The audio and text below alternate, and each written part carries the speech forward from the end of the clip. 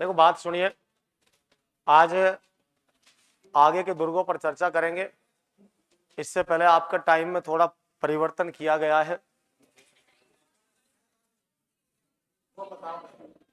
Time वाला मैं आपको बता दूं कि आपकी रोज क्लास डेढ़ घंटे लगती थी, आज से एक घंटे रहेगी। मुझे लगा था कि आप लोग परेशान थे शायद। गुरुजी कह रहा बोले वो बोर हो जावे, थोड़ा सा साहब लंबा टाइम हो जाता है। मैंने सोची जो मेरी क्लास में बोर होगो तो भूत आदमी होएगो, जिंदा तो होएगो ना है। चलो कोई बात नहीं, छोड़ो, अपने पास टाइम कम बचा है, काफी टाइम हो चुका है। स्टार्ट करते हैं। आज का जो नया दुर्ग लेते हैं, राजस्थान के हृदय से शुरुआत करते हैं। दुर्ग का नाम है अजमेर, अजमेरू दुर्ग। अजमेरू या अजमेरू बात एक ही है, इसकी बात करेंगे। जब भी किसी दुर्ग को पढ़ाए तो सबसे पहले हमने देखा है कि दुर्ग स्थित कहाँ है।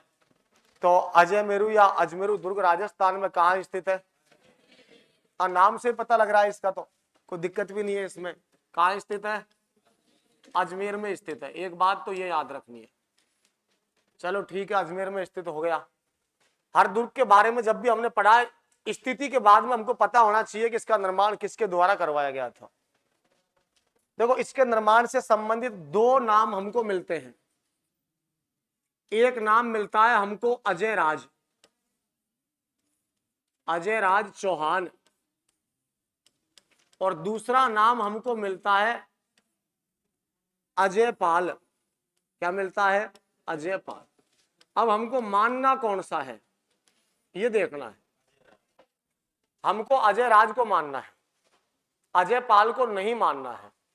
किताबों के अंदर दो दो नाम दे रखे हैं, अजय राज भी दे रखा है, अजय पाल भी दे रखा है, लेकिन मानना अजय राज को ही है। अब इसके पीछे की धारणा है, आप अपने दिमाग से सुविवेक से सोचिए। जब कोई आदमी दुर्ग का निर्माण करवाएगा, मान लीजिए अजय राज ने नहीं बनवाया, अजय पाल ने बनवाया, तो पहला प्रश्न तो यही है कि अजमेर नगर किसने बसाया था? इसका तो हमको एक ही नाम मिलता है, अजय राज ने बसाया था। अब जिस आदमी ने नगर बसाया है, उससे पहले वहां कोई नगर नहीं था। अब ऐसा तो हो नहीं सकता कि कोई राजा वहां दुर्ग बनवाए नगर ना बनाए। बात समझ में आ रही है? तो ये कॉमन सेंस की बात है, सोचने की बात यही होगी। अजय पाल अगर दुर्ग का निर्माण करवाता तो अजय पाल के द्वारा वहां कोई नगर भी बसाया जाता, और जो वहां नगर बसा हुआ है उसका प्रमाण यही है कि उसका निर्माण, उसकी नींव 1113 में अजय राज चौहान के द्वारा रखी गई।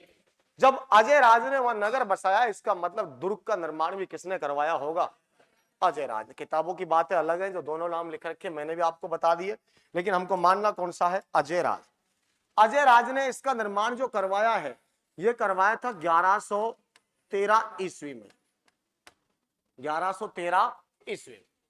ये जो दुर्ग बना हुआ है, यानी कि बात करें इसकी अजमेरू दुर्ग की, ये जो दुर्ग बना हुआ है, यह एक पहाड़ी पड़ती है अजमेर में, और उस पहाड़ी का नाम है बीठली पहाड़ी। क्या नाम है? बीठली पहाड़ी। गढ़ बीठली पहाड़ी नहीं है, केवल बीठली पहाड़ी है। और बीठली पहाड़ी होने के कारण उसके ऊपर दुर्ग बना है, तो पहाड़ी का नाम फिर हो गया गढ़ बीठली पहाड़ी। पहाड़ी का नाम क्या था? बीठली। और बीठली पहाड़ी पे बना होने के कारण इसे गढ़ बीठली दुर्ग के नाम से भी जाना जाता है। चलो ठीक है, इस पहाड़ी पर बनवा दिया। दुर्ग का नाम अजमेरू या अजमेरू दुर्ग है। निर्माणकर्ता अजयराज चौहान है। बनवाया 1113 में है। अब इतनी बात जब हमें जानी है, इसके बाद हमको नेक्स्ट नंबर पर लेना है इस दुर्ग के उपनाम। उपनाम की अगर हम बात करते हैं तो इसे कहते हैं राजस्थान का, शाबाश शेरो, राजस्थान का नाका, राजपूताने की कुंजी, राजपूताने की कुंजी। तीसरा अगर नाम देखा जाए, जिब्राल्टर, जिब्राल्टर की उपाधि दी है, यानी कि पूर्व, पूर्व का जिब्राल्टर। इसी को कहा जाता है, नेक्स्ट मैंने अभी बताया था, गढ़ बीटली दुर्ग, गढ़ बीटली दुर्ग, इसी को कहा जाता है तारागढ़।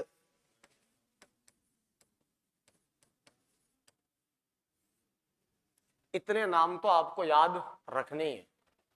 पहला उपनाम क्या बताया है, दूसरा क्या है, तीसरा क्या है, चौथा क्या है, पांचवा क्या है, तारागढ़। ये 5 उपनाम है जो इस दुर्ग के आपको याद रखने। अब एक एक करके इनको समझना है कि कौन सा उपनाम इसे क्यों दिया गया, उसके पीछे धारणाएं क्या रही हैं, और ये उपनाम क्यों पड़ा, वो क्यों पड़ा, इस बात को समझना है। जैसे कि हम बात करते हैं, मान लीजिए ये इस प्रकार से यहां राजस्थान है,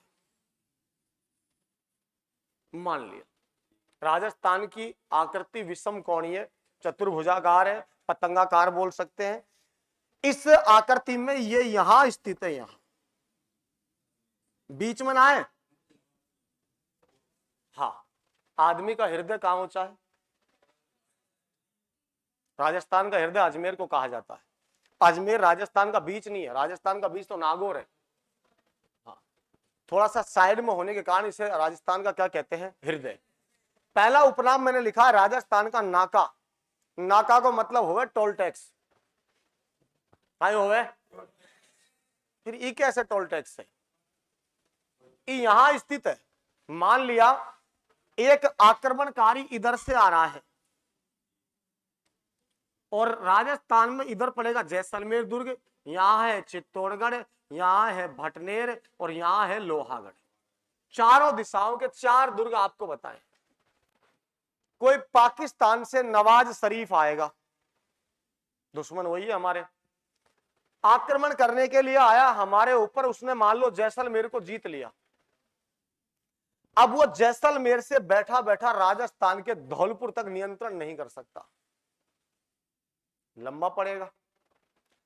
इसको जीतने के बाद उसके मन में लालसा होगी धौलपुर को भी जीतूं। धौलपुर को जब जीतने जाएगा तो भाई साहब ये इस प्रकार जाएगा, रास्ते में दुर्ग आएगा, यहां पर्ची कटवानी पड़े ही पड़े। इसका मतलब यह है कि आप धौलपुर को तब जीतोगे तब आपको कौन सा जीतना पड़ेगा, आगे जब भी तो बढ़ेगा, यहीं रुक जाएगा। चलो ठीक है, इधर से कोई आदमी आयो, लोहागढ़ जीत लियो मान लो, और जैसलमेर जीतना है, तो इधर से जाएगा तो भी भाई साहब यहां तो पर्ची कटवानी पड़ेगी। इधर से चित्तौड़ की तरफ जाएगा तो भी यहां पर्ची कटवानी, और चित्तौड़ से हनुमानगढ़ आएगा तो भी पर्ची कटवानी। इसे राजस्थान का टोल टैक्स कहा जाता है। नाका बोल दो, टोल टैक्स बोल दो, बात एक ही है। समझ में आई का, भूलेगा तो ना है। चलो कुंजी की बात करते, राजपूताने की कुंजी। राजस्थान का पूर्व का नाम राजपूताना हुआ करता था, और राजपूताना इसका नाम क्यों था, क्योंकि यहां राजपूतों का राज हुआ करता था। इसके ज्यादातर भाग पर 80% भाग पर राजपूतों का आधिपत्य था, इसीलिए इसे राजपूताना के नाम से जाना जाता है। अब बात करें राजपूताने की कुंजी। कुंजी को मतलब होवे चाबी, काई होवे, पूरे राजस्थान की चाबी अजमेर दुर्ग को क्यों माना है, इसके पीछे धारणा क्या है। मैंने भी बताया, इधर से आक्रमण करने आएगा, पहले इसको जीतना पड़ेगा, इधर से आएगा इसको जीतना पड़ेगा। ये तो हो गई नाके की बात। कोई भी आदमी जैसलमेर दुर्ग पर अधिकार करके धौलपुर तक शासन सही ढंग से नहीं चला सकता। कोई भी आदमी इधर वाले लोहागढ़ पर अधिकार करके जैसलमेर तक नहीं चला सकता, क्योंकि लंबी दूरी हो जाती है।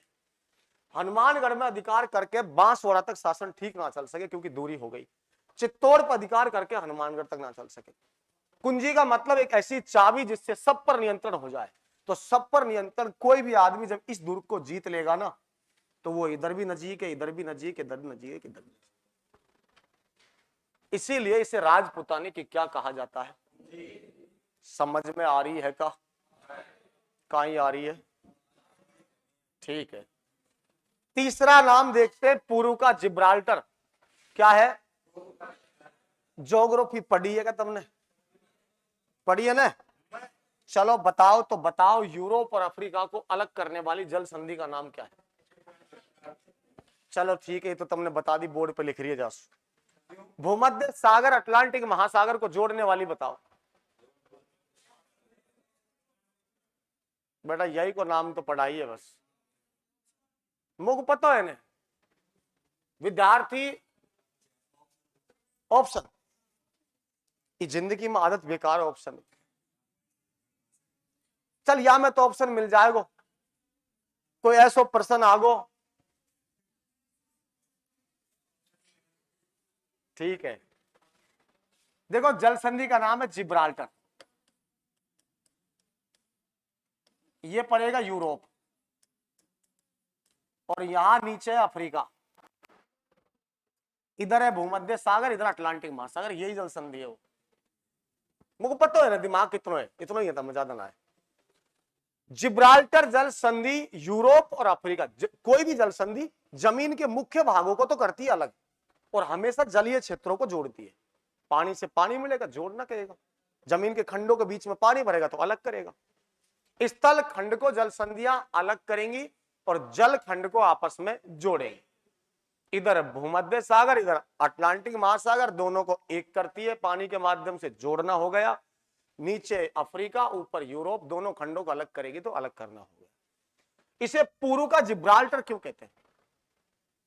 जिब्राल्टर इसलिए कहा जाता है कि यह एक ऐसी स्थिति पर बना हुआ दुर्ग है जहां से राजस्थान दो भागों में बट रहा है। अरावली में बना हुआ है, अरावली के भी बीच में बना हुआ है, इधर रेगिस्तान, इधर उपजाऊ मैदान, दो भागों में राजस्थान बट रहा है। इसका विभाजक का कार्य करता है। गढ़ बीठली तो पतो लगी गए होएगो, बीठली नाम की पहाड़ी पे बने गढ़ बनाए तो गढ़ बीठली हो गए होएगो। अगला उपनाम तारागढ़, क्या नाम है? तारागढ़ राजस्थान में दो हैं, दूसरा तारागढ़ कहां है? कहां है?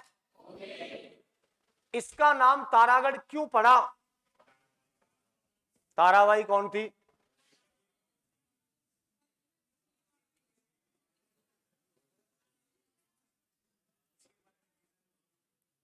सुन लो, इधर ध्यान दो, एक गांव पड़ोजो को नाम हो टोडा। हाँ, कचावा याद कर ले पहले, कचावा एक गांव था जिसका नाम क्या था? टोडा।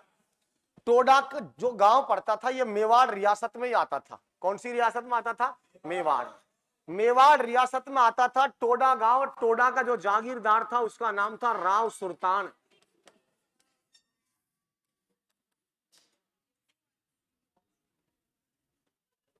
बस शांति। टोडा के जागीरदार का नाम क्या था? राव सुल्तान। राव सुल्तान की एक पुत्री थी जिसका नाम था ताराबाई। क्या नाम था? ताराबाई। टोडा की जागीर कौन सी रियासत में आती है? मेवाड़। किस में आती है? मेवाड़। मेवाड़ का सुल्तान कौन है? टोडा का सुल्तान कौन है? राव सुल्तान। यहाँ का जागीरदार राव सुल्तान है, उसकी बेटी का नाम क्या है? एक बार या के ऊपर आक्रमण करो भाई साहब लल्लू खां ने। और लल्लू खां कौन है गुरुजी? हाँ, ये मल्लू खां को भाई है। लल्लू खां किसका भाई था? लल्लू खां मल्लू खां अजमेर के राजा हुआ करते थे। ये वही मल्लू खां है जिसका सेनापति गुड़ले खां ने गणगौर पूजा करती मारवाड़ की कन्याओं को किडनैप किया था, और उसी के उपलक्ष्य में मारवाड़ में गुड़ला त्योहार मनाया। वो गुड़ला इसी का सेनापति था। मल्लू खां का छोटा भाई लल्लू खां। जैसो मल्लू खां वैसो लल्लू खां, एक ही बात। सीधो गए और सुल्तान पे अधिकार कर लियो, टोडा पर सुल्तान को कूट पीट के भगा दिया। ताराबाई उस जमाने की सुंदर राजकुमारी थी। सुल्तान ने भी प्रतिज्ञा ले ली, अपनी पुत्री का विवाह उस वीर पुरुष के साथ किया जाएगा जो मेरी खोई हुई जागीर को मुझे वापस लौटाएगा। अब आएगा कोई ना कोई तो। हाँ, तीन भाइया, तीन। पृथ्वीराज एक को नाम, और तीसरा को नाम तीसरा को नाम कही हो, भूलगा ना हो जयमल। हाँ भूलगा। कितना भाइया? बाप को नाम हो रायमल।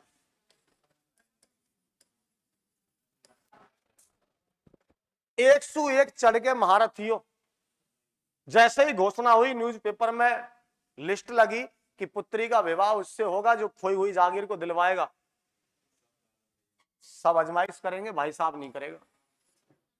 भाई साहब बिजी है, करमचंद पवार के पास गुंडागर्दी कर रहा है, अजमेर में रह रहा है, छोड़ी आयो गांव है, झगड़ो होगा भाई भाई ने। कार्टून आदमी हो। जयमल की बात करूं, इसने प्रयास किया, सुल्तान के पास पहुंचो, पहुंचते ही जाते ही कि दिखाइयो पुत्री बताई तेरे छोरिए ब्याह करनो, दिखा कैसी है। घमंड से बात करी। ऐसा क्यों कहा? ऐसा इसलिए कहा कि सुल्तान इनके मेवाड़ रियासत का जागीरदार था और ये मेवाड़ के महाराणा का बेटा है, तो रौब तो दिखाएगा। सुल्तान ने कहा देख बात ऐसी है, जो मैंने प्रतिज्ञा करी है वो पूरी कर दे, दिखाऊं ना ब्याह भी कर दूंगा। ना देखूंगा, उन्होंने ना दिखाऊं, देखूंगा, दोनों को दोनों भाई साहब होगा झगड़ो। सुल्तान ने तो कछु खीना है, सुल्तान को साल और ताराबाई को मामो रतन सिंह निकाली तलवार सल्टा दी। राम नाम सत्य होगो ब्याह को। तो ऐसी प्रैक्टिस भी ना करनी चाहिए आदमी। बचगो कुण पृथ्वीराज, इसे राजस्थान के इतिहास में उड़ना राजकुमार कहा जाता है। पृथ्वीराज सिसोदिया को उड़ना राजकुमार कहा जाता है। उड़ना क्यों? कल्पना ज्यादा करो। हाँ, एक तलवार रखो, 1 मिनट में 4 बार निकालो बाहर। कोई कछु बात कह दो थोड़ी सी, तुरंत निकालो तलवार। और कोई ने कह दी यार पृथ्वीराज ऐसा लगे जैसे तेरे बाप के बाद में राजा सांगा बने, तू ना बने, निकालो तलवार। एक ही बात बोलो, मैं तो पैदा ही राजा बनूंगा, कोई नहीं बनूंगा। ये गया, वैसे ही अच्छा आदमी था। सांगा जितना महान था ना, उतना ही महान ये था, पर या में तो एक कमी, बस हवा में उड़बो करो। झूठ साच उल्टा सीधा बहुत काम आया कर। ई गयो, या ने जाके भाई साहब सेना लेके गयो और लल्लू खां में लगाई मार, बढ़िया वाली। टोडा की जागीर पर अधिकार कर लिया, सुल्तान को सौंप दी, और सौंपते ही बुला ले पंडित जल्दी खाए, जाओ तो कर, शर्त पूरी कर। पृथ्वीराज सिसोदिया का विवाह इस शर्त को पूरा करने पर ताराबाई के साथ में हो गया। लल्लू खां को जो हराया, जो तो हराया, उसका पक्ष लेने मल्लू खां आया, दोनों भाई में मार लगाई, अजमेर पे भी अधिकार कर लिया। और अजमेर में दुर्ग है जो हम पढ़ रहे हैं, वो नाम है अजमेर। अधिकार कर लियो तो शादी हुई, शादी होते ही ताराबाई लेके पृथ्वीराज अजमेर रहने लगे, राजधानी के नजदीक रहेंगे ना। अब स्थिति है कि जब ये यहां रहा, उस टाइम में दुर्ग थोड़ा जीर्ण शीर्ण हो गया था, पुराना हो गया था, टूट फूट गया था। तो पृथ्वीराज ने क्या किया कि इसको काम करवा देते, रहना था अपन को ही है। इसका जीर्णोद्धार करवाया, पुनर्निर्माण करवाया। कौन सा निर्माण करवाया? पुनर्निर्माण। कौन ने करवायो? कौन ने करवायो?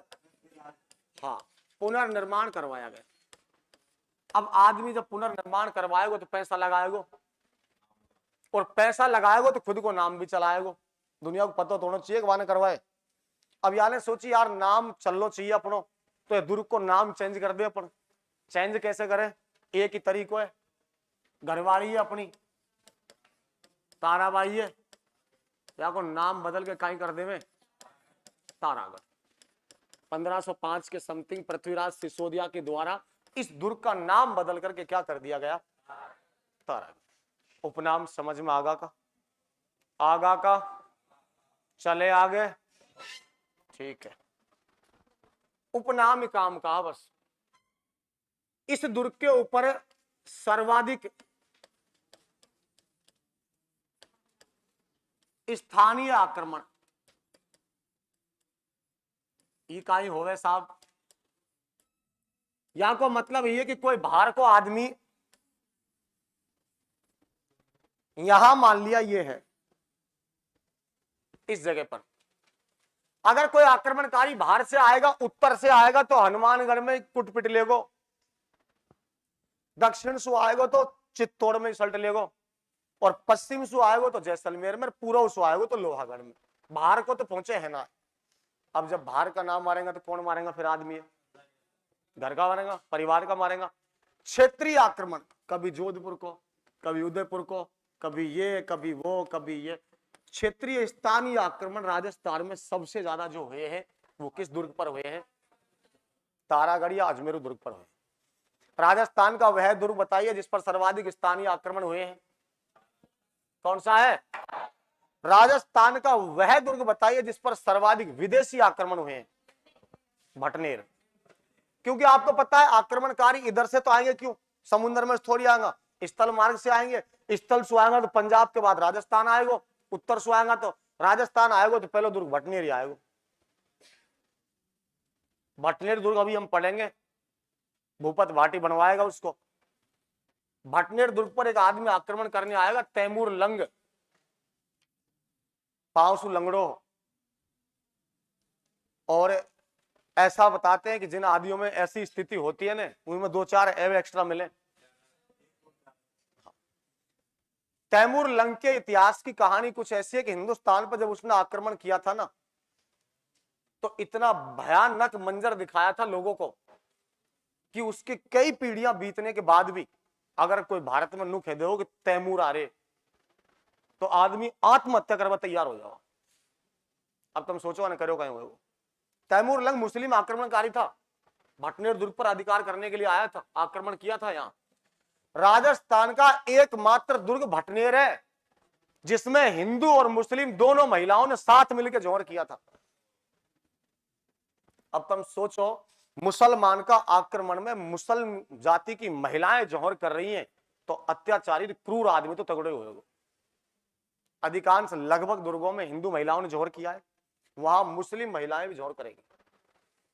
और उसी के कारण आपको पता हो तो अकबर जब आक्रमण करने गया था ना चित्तौड़ पर, जब किसी ने बताया था कि अकबर जो ये आक्रमणकारी है, मुगल काल का जो राजा था अकबर, ये तैमूर लंग की 5वीं पीढ़ी का है। मेवाड़ में किसी ने कह दी कि भाई साहब जो आक्रमण करने आ रहा है ना, वो तैमूर की 5वीं पीढ़ी का आदमी है, तो लोग घरों को छोड़कर दुर्ग में प्रवेश कर गए थे। 5वीं पीढ़ी का आदमी जो आ रहा है उसके नाम से, और खुद आएगा जब तो पता ना कहीं होगी। तो सर्वाधिक स्थानीय आक्रमण पूछा जाए तो कौन सा आएगा? अजमेर। सर्वाधिक विदेशी पूछे तो कौन सा आएगा? ठीक है। इस दुर्ग के प्रथम द्वारपाल या अध्यक्ष, प्रथम मुखिया दुर्ग में किलेदार जो हुआ करते थे, सैयद मीरान हुसैन था। सैयद मीरान हुसैन कोई आदमी इस नाम का था। इसकी यहां एक क्या बनी हुई है? मजार। मीरान शाह की दरगाह, मीरान शाह की दरगाह। राजस्थान के कौन से दुर्ग में मीरान शाह की दरगाह है? मीरान शाह जो संत हुआ करते थे, मुस्लिम थे, ये घोड़ा रखते थे, और इनका घोड़ा इतना प्रिय घोड़ा था कि ये इंसान से ज्यादा तवज्जो घोड़े को देते थे। और घोड़े की मृत्यु हो गई। मृत्यु हो गई तो मीरान शाह ने यहां उसकी मजार की सिफारिश की, और एकमात्र यहीं पर भाई साहब घोड़े की मजार।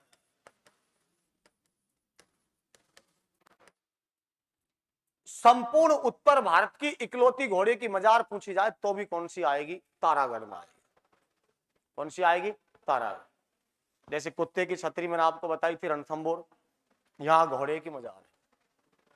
ऐसा बताया जाता है कि इस घोड़े की मजार पर बृहस्पतिवार के दिन दाल चढ़ाने से मनोकामना पूर्ण होती है। किताबों में लिखा हुआ है, प्रैक्टिकल तो करके देखियो है ना, अभी ध्यान रखियो। तो लग जाए मुंह को पटक गया जो किलो 2 किलो का ही फर्क पड़ रहा है, हो सके हो ही जाए पूर्ण। और हाली गीली पहुंचा जो सही, कैसी पहुंचा जैसी। हाँ। सुन लो बस, ज्यादा कुछ नहीं पढ़ना इसमें, इतनी बात आपको काम की है, बाकी कोई इंपॉर्टेंट नहीं है। दारा सिको औरंगजेब का भाई था, आपने नाम सुना होगा दारा सिको का। दारा सिको को औरंगजेब ने पराजित कर दिया था धौलपुर में, और धौलपुर से जब भाग करके आया था तो इसी दुर्ग में शरण ली थी उसने। छोटी मोटी बातें, इसमें कोई खास नहीं है। 2 ही बात खास थी, कौन कौन सी? मीरान साहब की दरगाह, घोड़े की मजार, सर्वाधिक स्थानीय आक्रमण, और इसके उपनाम। ये इस दुर्ग की खास बात है जिसकी हमने बात की। इसका नाम क्या था? अजमेर दुर्ग। नेक्स्ट हम दुर्ग लेते हैं एक आगे, जालोर। दुर्ग का नाम क्या है? जालोर दुर्ग की अगर बात करेंगे तो आपको पता ही होगा जालोर दुर्ग के बारे में, जिनने हिस्ट्री पढ़ रखी होगी। ज्यादा लंबी चौड़ी इसमें भी कहानी नहीं है, लेकिन कुछ एक बात इसकी है जो देखनी है। इसके कुछ उपनाम हैं। एक कनकाचल नाम की पहाड़ी है, कनकाचल पहाड़ी, उसके ऊपर बताया जाता है कि इसका निर्माण हुआ पड़ा है, तो इसीलिए इसे कंचनगढ़ के नाम से भी जाना जाएगा। सबसे पहले दुर्ग में वही देखते हैं निर्माणकर्ता स्थान। स्थान तो कहां पर है? जालोर में। कहां स्थित है? जालोर में। निर्माणकर्ता पूछो जाए तो गुर्जर प्रतिहार शासक था नाग भट्ट। हाँ, गुर्जर प्रतिहार शासक नाग भट्ट के द्वारा इसका निर्माण करवाया गया। दुर्ग जहां बनवाया था, जिस पहाड़ी पर बनवाया था, उस पहाड़ी का नाम था कनकाचल पहाड़ी। कनकाचल पहाड़ी इस पर बना हुआ है, यह भी आपको याद रखनी है। इसके अलावा इसके उपनाम याद रखने हैं। जालंधर ऋषि तपस्या करता था यहां, जालंधर ऋषि, और जालंधर ऋषि की तपोभूमि होने के कारण इसके कुछ उपनाम जो आएंगे, जालंधरगढ़, जालंधरगढ़। एक बात, इसी को कहा जाता है सुवर्णगिरी।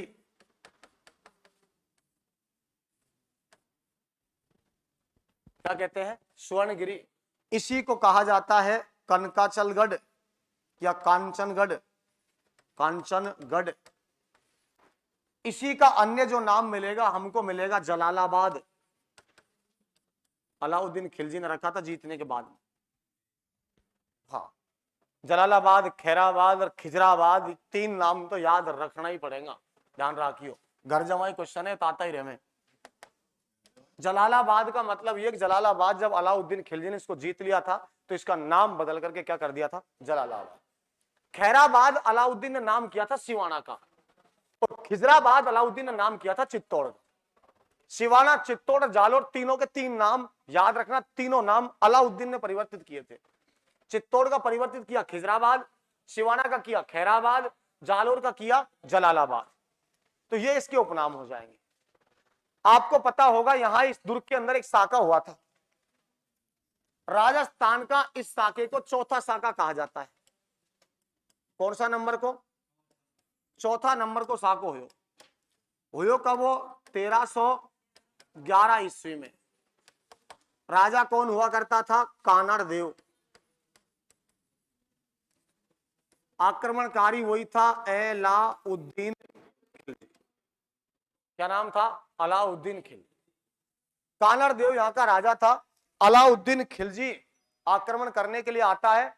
जालोर दुर्ग में साका होगा, कारण भी आपको समझाएंगे, सारी बात बताएंगे। इधर ध्यान दीजिए। मान लिए मैंने यहां लिख दिया जालोर, बात नहीं। एक और याद रखना, जालोर दुर्ग की कुंजी सिवाना, सिवाना पड़ता है बाड़मेर में। इसका निर्माण वीर नारायण पवार ने करवाया था हल्देश्वर की पहाड़ी पर, 56 की पहाड़ियों में बना हुआ है, उसको पढ़ाएंगे आगे। सिवाना दुर्ग को जालोर दुर्ग की क्या कहते हैं? कुंजी। क्या कहते हैं? कुंजी का मतलब क्या होती है? चाबी। किसी भी आदमी को, किसी आक्रमणकारी को जालोर दुर्ग को जीतना है तो पहले कौन सा जीतना पड़ेगा? सिवाना दुर्ग को जीतना पड़ेगा। चलो ये भी बात आपको याद रखनी है। अब खास बात दो है। सिवाना दुर्ग को कहते हैं मारवाड़ के राजाओं की संकटकालीन शरण स्थली। किसको कहते हैं? सिवाना। और मारवाड़ के राजाओं का राजकोष भंडार किसे कहा जाता है? जालोर। मतलब संकट का टाइम में प्राण बचावा भाग के आवो करा सिवाना में। मारवाड़ के राजा विपत्ति के समय अगर अपने खजाने को ले जाकर सुरक्षित रखते थे तो कहां रखते थे? जालोर। मतलब एक टोल पार करने के बाद दूसरे टोल पर रखते थे, तो दुश्मन वहां तक पहुंच ना सके। दोनों प्रश्न ये भी याद रखने हैं। इसके अलावा जालोर की बात करें तो देखो, यहां आक्रमण करने के लिए आया अलाउद्दीन। अलाउद्दीन इतना खूंखार आतंकवादी था उस जमाने का कि राजस्थान के पहले 4 साके हुए। पहलो राजस्थान को सबसे पहलो साको हुयो 1301 में। कौन सा दुर्ग में हुयो? रणथंभौर में। राजस्थान को दूसरो साको कब हुयो? 1303 में। कौन सा दुर्ग में हुयो? राजस्थान को तीसरो साको कब हुयो? 1308 में कौन सा दुर्ग में? सिवाना में। कौन सा हुआ? सिवाना। राजस्थान का चौथा शाखा 1311 में कहा हुआ? जालोर। 1, 2, 3 और 4 चारों शाखाओं के दौरान इस आदमी के द्वारा आक्रमण किया गया था। पहला में कितना आदमी मरा? पहले में रणथंभौर दुर्ग में जो पहला शाखा हुआ उसमें जितने भी आदमी मरे थे सबका जिम्मेदार यह था। दूसरा शाखा में जितने भी आदमी मरे थे पद्मनी की मुंह दिखाई करवा आयो वहां को जिम्मेदार भी जुओ। तीसरा शाखा राजस्थान का हुआ सिवाना में, उसमें जो लोग मरे, जौहर हुआ, केसरिया हुआ, उसका जिम्मेदार भी ये था। चौथा जो शाखा होगा जालोर दुर्ग में कानर देव के द्वारा होगा, केसरिया उनके नेतृत्व में, और यहाँ जौहर होगा, यहाँ जो लोग मरेंगे उसका जिम्मेदार भी ये था। राजस्थान में शाखा आरंभ नहीं हुआ तो लोग चला करके आत्महत्या नहीं करते थे, यान आरंभ करवायो, और ऐसा करवायो कि लगातार पहला 4 शाखा इसी की वजह से हुए थे। 1301, 1303, 1308, 1311 रणथंभौर, चित्तौड़गढ़, सिवाना, जालोर। आक्रमणकारी एक ही रहेगो। कौन रहेगो? आदमी तो तगड़ो होएगो, अनुमान तो लगी गयो। यहां राजा था कानर देव। कानर देव के एक छोरो जो को नाम हो वीरम देव। क्या नाम हो? या के एक छोरी जो को नाम हो फिरोजा। अब लठ बजनो ही है भाई साहब। वीरम देव की और फिरोजा की प्रेम कहानियों के बारे में बहुत सारी बात है, इतना ही बता देता हूं कि इनकी वजह से यह आक्रमण होगा, और इसके नेतृत्व में केसरिया होगा, रानियों के नेतृत्व में मैनादेव वगैरह जो रहेंगी उनके नेतृत्व में जौहर होगा, और यहां हो जाएगा। कब होगा? 1311 में। ये आपको याद रखना है। अब जब अलाउद्दीन इसको जीत लेगा उसके बाद में यहां क्या होगा? जालोर दुर्ग में एक संस्कृत पाठशाला थी। आपको बताऊं जैसे अजमेर में संस्कृत पाठशाला थी, वो तो बीसल देव ने बनवाई है। एक संस्कृत पाठशाला जालोर में भी हुआ करती थी। जालोर की प्राचीन संस्कृत पाठशाला को अलाउद्दीन ने जाकर के तुड़वा दिया। जीतने के बाद जालोर को जीता और जीतते ही नाम कर दिया जलालाबाद। जलालाबाद नाम बदल के जलालाबाद कर दियो, और जो संस्कृत पाठशाला थी उसको जाकर के कुतुबुद्दीन ऐबक की तरह तुड़वा दिया, और तुड़वा करके भाई साहब उसको एक मस्जिद बना दिया, और मस्जिद जो बनाई वहां को नाम रख दियो तोप मस्जिद। तोप मस्जिद, इसी का नाम रख दिया अलाउद्दीन की मस्जिद। राजस्थान में तोप मस्जिद, अलाउद्दीन की मस्जिद या इलाही मस्जिद कौन सा दुर्ग में आएगी? कौन ने बनवाई? अलाउद्दीन खिलजी ने। इससे पहले क्या हुआ करती थी? संस्कृत पाठशाला। ये राजस्थान की दूसरी मस्जिद मानी जाती है। पहली मैंने बता दी कुतुबुद्दीन ऐबक 2.5 दिन का झोंपड़ा अजमेर में, यहां दूसरी का नंबर आ गया। इसे अलाउद्दीन की मस्जिद कहा जाता है। अलाउद्दीन की मस्जिद जब भी पूछी जाएगी लगभग स्टूडेंट इसको सही करेंगे। अलाउद्दीन ने 4 जगह आक्रमण करके जीता है उनको, तो वही बनवाई होगी। अब बात यह कि 4 में से कहां बनवाई है? जालोर। कहां बनवाई है? जालोर। इसके अलावा और क्या है? इसकी बेटी का नाम क्या है? क्या नाम है? फिरोजा का मकबरा। क्यों बने मकबरा? आक्रमण हुआ, वीरम देव का सर काटा गया, या वीरम देव ने खुद ने माता को भेंट किया, कुल मिलाकर के वीरम देव की मृत्यु हुई।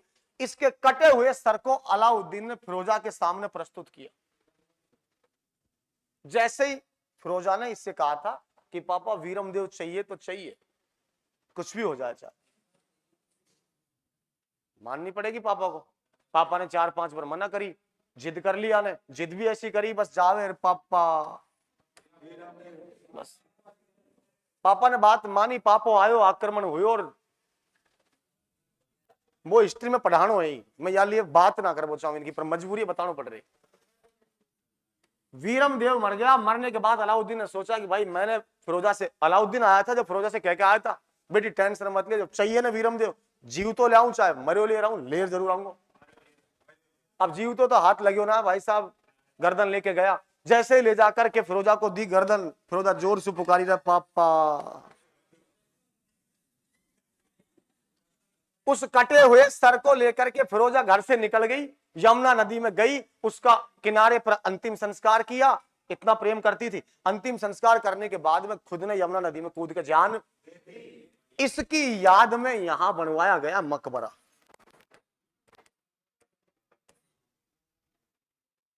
समझ में आ रही है क्या? आ रही है क्या? मैं ज्यादा ना बता सकूं, अब बता दूंगा तो फिर मैं पढ़ाऊंगा कहीं दुर्ग और इतिहास ये की हो जाएगा है कैसो।